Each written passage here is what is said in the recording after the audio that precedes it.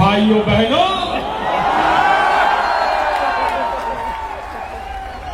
मेरे देश के युवा, भारत का भविष्य, मेरे भारत मां के लाल, इस प्रकार से जंतर मंतर पर प्रोटेस्ट करते देखता हूं तो मुझे पीड़ा होती है। भाइयों बहनों, जिस प्रकार से आप लोगों पर आंसू गैस का गोला छोड़ा गया,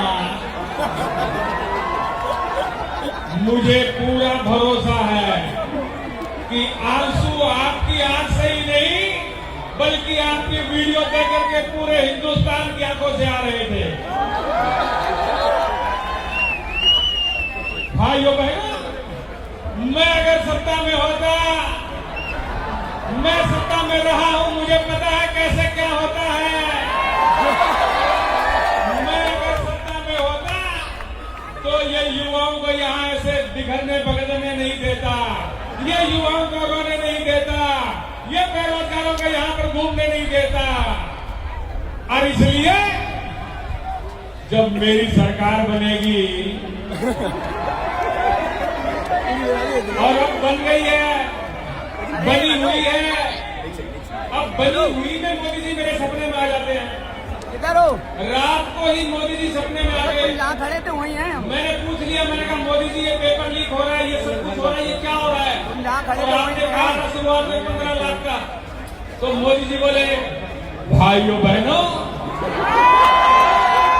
मैंने कहा था जब मैं पीएम बनूंगा तो सबके खाते में 15-15 लाख रुपए आएंगे। और अब मुझे जरा बताइए, अगर एक आध पेपर लीक होने से अगर किसी के खाते में 15-15 लाख रुपए आते हैं तो इसमें घाटा है क्या? एक आध का तो फायदा है लेकिन घाटा हमारा सबका है। और दोस्तों, मैं इतना ही कहूंगा कि जितने दिन से आप लगे हुए हो, बहुत लोगों को ये उम्मीद भी नहीं थी कि इतने दिन ये चलेगा, लेकिन हम लोगों की एकता और संयम से, शांति से ये इतने दिन निकले हैं। और साथियों, जब तक जीत हासिल नहीं होती हमें और डटे रहना है। भारत माता की जय, भारत माता की जय। तो दोस्तों, इसी